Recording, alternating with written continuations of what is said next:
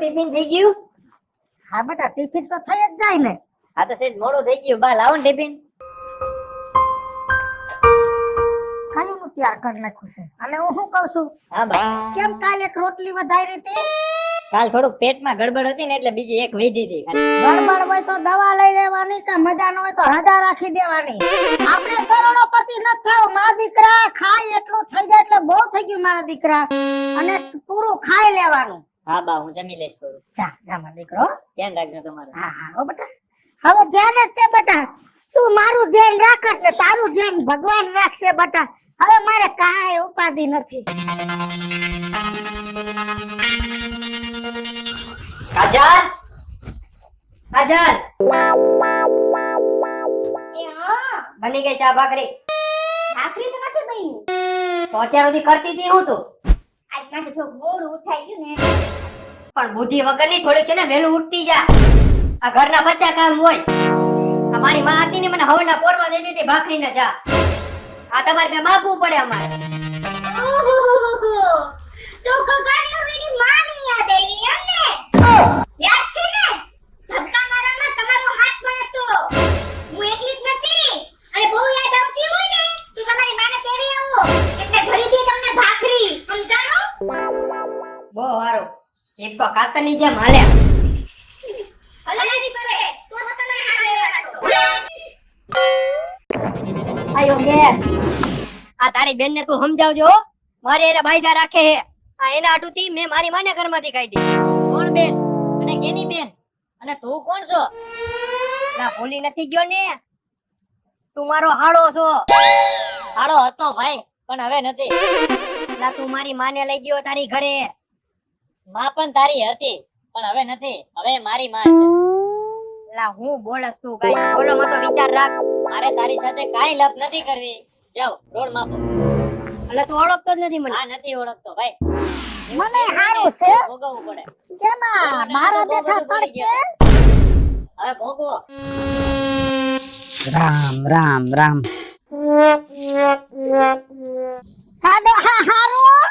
મને તો હારું છે. વીજળી તને કેમ છે? મને હારું છે. કેમાં મારા બેઠા તડકે? આ શિયાળો છે ને તો થોડોક તડકે બેહું ને તો આ હાથ તળે નહીં. આઈ વાત ખાસી હે.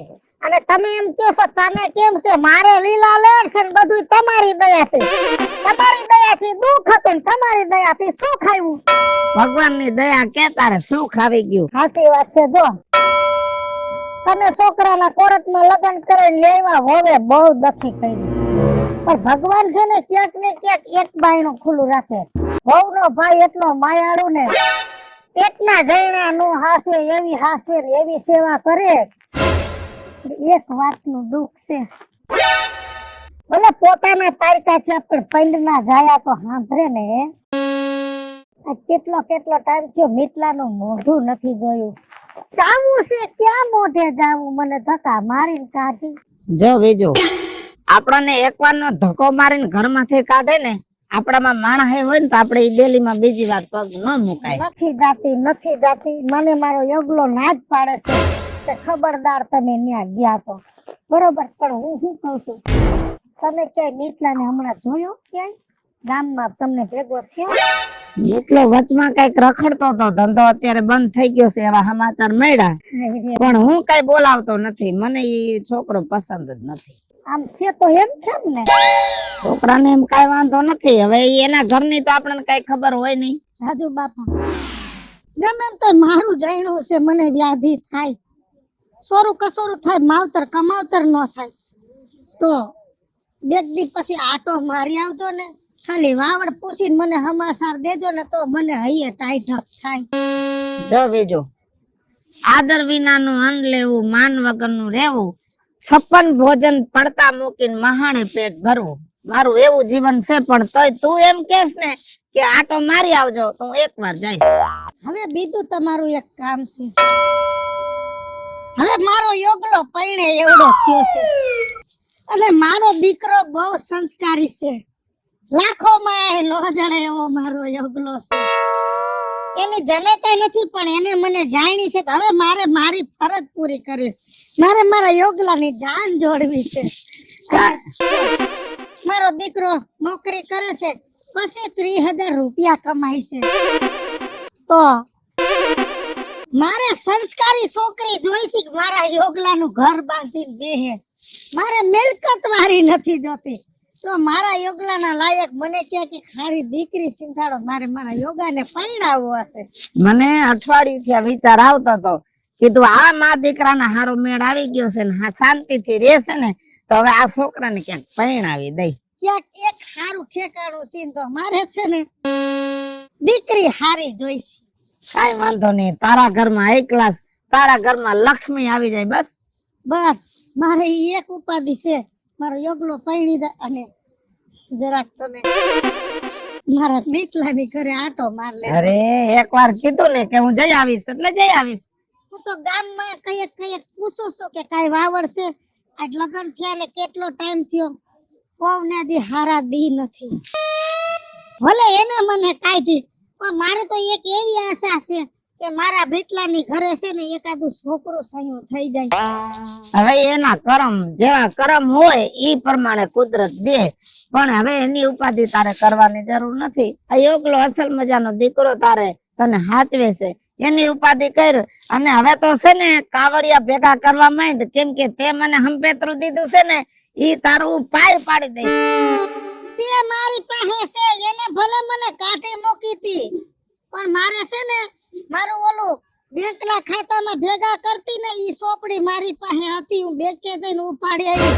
6.5 લાખ રૂપિયો મારી પાસે પડ્યો છે અને મારા યોગલાનો શેઠિયો આવીને કહી ગયો છે કે આની જાન જોડો, પૈસા હું દઈ. ઈ ચિંતા ન કરો.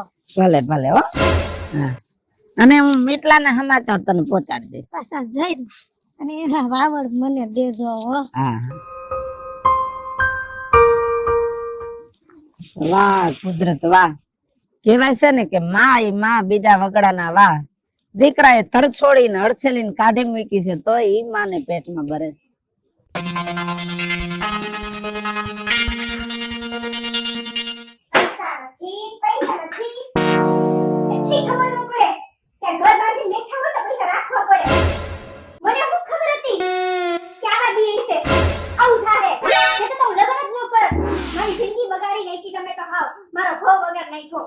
તને ખબર છે અત્યારે ધંધા મંદા હે.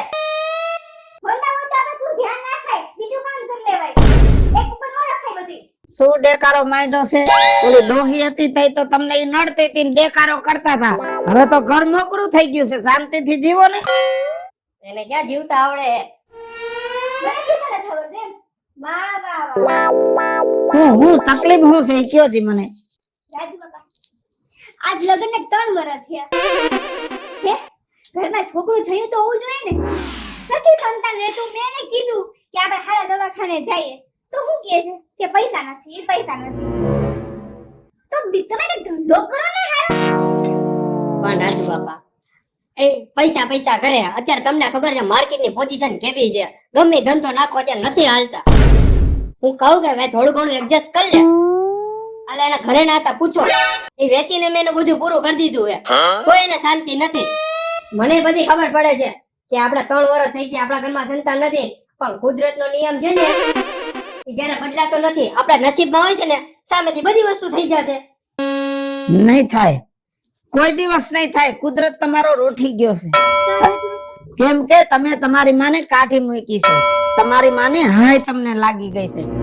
પણ એ કામની અંદર હું ભેગો હતો, પણ આજ મને ખબર પડી કે હું ખોટો હતો. કેમ કાંઈ બોલતા નથી કે જવાબ હા હોકારો દેતા નથી, પણ સત્ય હંમેશા કડવું હોય છે. અત્યારે મેં તમને સાચું કીધું ને એટલે તમને ખોટું લાગ્યું. કાંઈ વાંધો નહીં, હું જાઉં છું.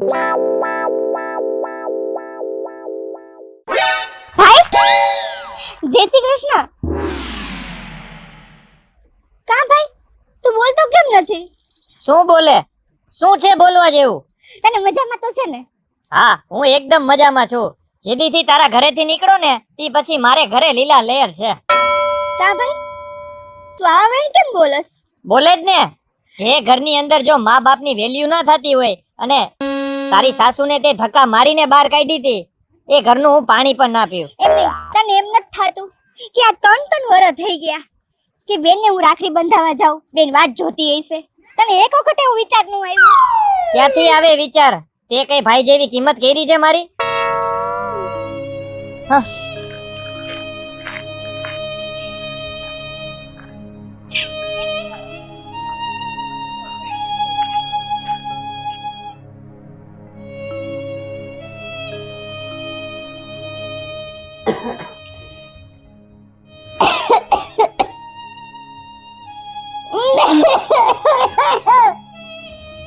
કાજલ, આમ જો મને બીજું તો કઈ નથી આવડતું. મેં છે ને ખીચડી મૂકી દીધી છે. હો, હમણાં ખીચડી થઈ ગઈ ને એટલે તું દહીં ને ખીચડી થોડું ખાઈ લે. મિલતે હા, ડોક્ટરે શું કીધું તમને? હા પેલા પાણી પી લે, હાલે પછી કહું.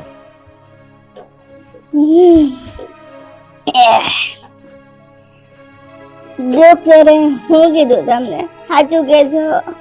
તો ઓલા રિપોર્ટ જે કરાવ્યા હતા ને એમાં તો કાંઈ નથી આવ્યું. તો એ ડોક્ટર કે તમારે છે ને હવે આથી મોટો રિપોર્ટ એક કરાવવો જોઈએ. એમાં કેટલો ખર્ચો કીધું? 20,000 રૂપિયા જેવું કહીએ. પણ તું ઉપાધિ ન કરતી. મેં છે ને મારો ફ્રેન્ડ છે ને એને વાતચીત કરી છે. મેં કીધું મને જરા વ્યાજે પૈસા ગોતી દે 20,000 રૂપિયા જેવું. એટલે કાલે એના પૈસા આવી જાય ને એટલે આપણે ઓલી મોટી હોસ્પિટલમાં જઈ આવશું. મેં સવારે વાતચીત કરી લીધી છે. થઈ જાય ને પૈસા? બધું થઈ જાય, તું કઈ ઉપાધિ ન કરતી. હું છે ને ખાલી ડોક્ટર પાસે લઈ જઈશ તને અને બધું સારું થઈ જાય. મિતેશ, રાજુ બાપા, કેમ બટા મજા નથી? રાજુ બાપા, ઓલા ડોક્ટર ને બતાવવાની જે વાત થઈ હતી ને ત્યાં રિપોર્ટ કરાવ્યા. રિપોર્ટમાં કાંઈ નથી આવતું. ડોક્ટર એમ કે તમારે ઓલા મોટા દવાખાને જવું જોઈએ અને એનો ચાર્જ તો તમને ખબર છે 20,000 રૂપિયા જેવું કીધું. જો બટા, તમારે છે ને કોઈ ડોક્ટર ની દવાની જરૂર નથી, તમારે દુવાની જરૂર છે. તમારા ઘરની અંદર બધું આ તમારા માવતર ની લાગી ગઈ છે ને એનું કર્મ તમે ભોગવો છો. રાજુ બાપા, તમારી બધી વાત સાચી. ભાઈનો અમારી ભૂલ થઈ ગઈ તો ભૂલ સ્વીકારવી છે, પણ કઈ રીતે કેવું? તો બટા, તમે તો સંતાન કેવા માવતર ના. માવતર તમારી ભૂલ છે ને માફ કરી દે. ઓલા ઘરે તમારા ડોહીમાં છે ને ત્યાં હાલો અને એને પગે પડી જાઓ એટલે તમારી બધી ભૂલ માફ. પણ રાજુ બાપા, હજી કઈક બોલ્યું ચાલુ હોય ને તો એમ થાય કે ખાલી જતું કરી દેશે. મેં બાવલું પકડીને એના ઘરની બહાર કાઢવાનું કર્યું હતું.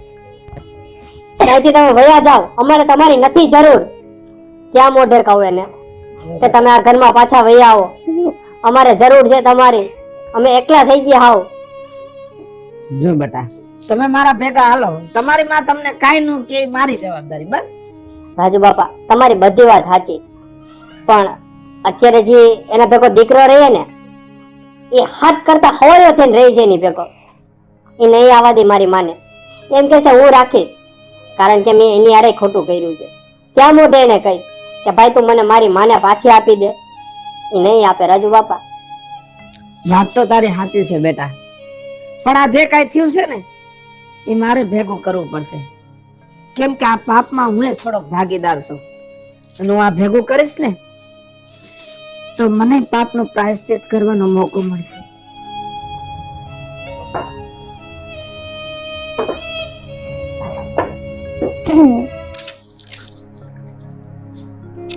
બીજું આવો આવો આવો. જય શ્રી કૃષ્ણ. વસિંતાનો ધક્કો ખાધો, કઈ કામ પડ્યું? બીજું હું તને તેડવા આવ્યો છું. ક્યાં? નિતેશ ના ઘરે જાવું, તારા દીકરાના ઘરે. ક્યાં જઈને મારે શું કામ છે? તમને તો બધી વાતની વિગતની ખબર. જાવું પડે એમ છે બીજું, જાવું પડે એમ છે. કેમ કે હવે એની પરિસ્થિતિ બહુ ખરાબ છે. અરે એના ગોરાના પાણી સુકાઈ ગયા છે, ઘરમાં રોગચાળો વધી ગયો છે, ધંધો ભાંગી ગયો છે અને બે માણસ દિવસ ને રાત અફસોસ કરે છે અને મને એમ કીધું કે અમારાથી ઘણી બધી ભૂલ થઈ ગઈ છે, એકવાર અમારી માં અમારી પાસે આવી જાય ને તો મેં માફી માંગી લઈ. ને બીજું તારા દીકરાની વહુ અત્યારે બીમાર છે. બીજું સંસારનો નિયમ છે, હા હું માંદી હોય તો વહુ સેવા કરે અને વહુ માંદી હોય ને તો હાહુ સેવા કરે. આજ તારા દીકરાની વહુ માંદી છે, બીજું તું સેવા નહીં કર ને તો તારા ઘરમાં નુકસાન થાય છે. કેવો નફો ને કેવું નુકસાન. હવે હું ઈ કાઈ જાણતી નથી. હું તો છે ને જૈનાને નથી જાણતી, હું તો મારા યોગાને જાણું છું. જે મારો યોગો કે એ મને મંજૂર છે, બાકી મારા યોગાને પૈસા વગર ડગલું ન ભરાય. જો બેટા, તારી માને સમજાવ, કાજલ અત્યારે બહુ બીમાર છે, એની સેવા કરવી પડે એમ છે. જો તારી માં કાજલ ની સેવા કરે ને તો એનો જીવ બચી જાય એમ છે. નહીં રાજુ બાપા, એ ઘરની અંદર તો હું મારી માને પગ મૂકવા જ નહીં દઉં. કારણ કે જે ઘરની અંદર મારી માનું અપમાન થયું હોય અને એ ઘરની અંદર થી આને લાત મારીને બહાર કાઢ્યા હોય, ત્યાં હું મારી માને નહીં જવા દઉં. અરે મારા દીકરા, આનો દીકરો છે ને તારી બેન છે, તમારા લોહીના સંબંધ છે. જેમ ધોકે મારે નદીના પાણી નોખા ન પડે ને એમ લોહીના સંબંધ નોખા ન પડે મારા પેટ.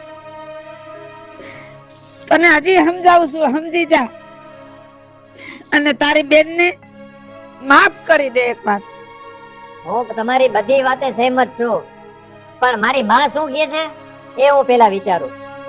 દીકરા, મારે તો શું કહેવાનું હોય કે દીકરા, મારે તો સૌથી હવાયો તું અને મારો દીકરો એમ કે ને કે માં મોતનો મારે છે ડગલા માંડી દે તો માંડવા તૈયાર છું. એટલે મારો રાજીપો નહીં, મારે તો તારો રાજીપો રાખવાનો. દીકરા, તું જેમાં રાજી એમાં હું રાજી. માં, તો હું એમ કહું છું કે એમને એકવાર માફ કરી દેવા જોઈએ. હાલો રાજુભાઈ, હવે મોડું નથી કરવું. હાલ બેટા, હાલ.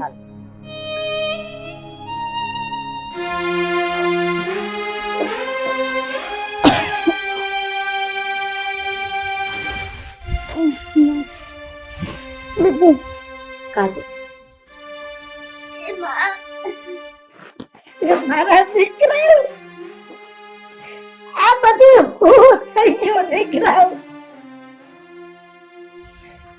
આજે અમે પાપ કર્યા ને એ ભોગવીએ છીએ. ના દીકરા, ના, એવું ન બોલ મારા દીકરા, એવું ન બોલ. કાંઈક ભૂલ તમારી ને કાંઈક ભૂલ મારી. આ તો એકાબીજાની અણસમજણને લીધે શબ્દની મારામારીમાં વિખૂટા પડ્યા. અને દીકરા, તું એમ કહેશ કે અમે ભોગવી છે, હું ભોગવું છું. કેમ કે સંકલ્પથી નોખા પડીને કોઈ દી કોઈ મા બાપ સુખી નથી થતા. એની અંદર હજારો વેદના થાય છે, પણ કોઈને કહી નથી શકતા. આ દીકરાએ મને હથેળીમાં રાખી છે દીકરા, પણ રાત નથી હું તમને કોઈથી ભૂલી નથી. ઘરે આવું તું પણ ક્યાં મોઢે આવું, પણ કઈ વાતો નહીં દીકરા. જેટલું જાતું કરી એટલી જિંદગી જીવવાની મજા આવે. આ તમે જાતું કર્યું તો અમે જાતું કર્યું. અને દીકરા, હવે તારી માં આવી ગઈ છે અને તારો ભાઈ આવી ગયો છે. હવે બધું એમ કેમ થઈ જાય, કાઈ ઉપાધિ ન કરો. હવે તો દીકરા જાયગા ન્યાથી હવાર. અને રાજુ બાપા, હવે રોવાના વખત નથી, હવે તો રાજીપા રાખવાના છે. એટલે રાજુ બાપા, હજી તમને કહું છું કે જલ્દી મારા યોગલા હાટુ એક કન્યા ગોતો અને વગડાવો યોગાના ઢોલ, છોડવી છે યોગાની જાન. કેમ કે હવે મારા યોગલાનું લોણ મારી વહુ ઉતારશે. વાહ વાહ. જય બાલાજી મિત્રો, હું છું કાકા છુપનપુત્રા. હેલો મિત્રો, હું છું યોગેશ પારાણી. અને મિત્રો, અમારી YouTube માં 2 ચેનલ છે, વીજળી કોમેડી ઓફિશિયલ, રાજ્ય ઓફિશિયલ કોમેડી. બંને ચેનલ ને લાઈક કરો, શેર કરો, સબસ્ક્રાઇબ કરો.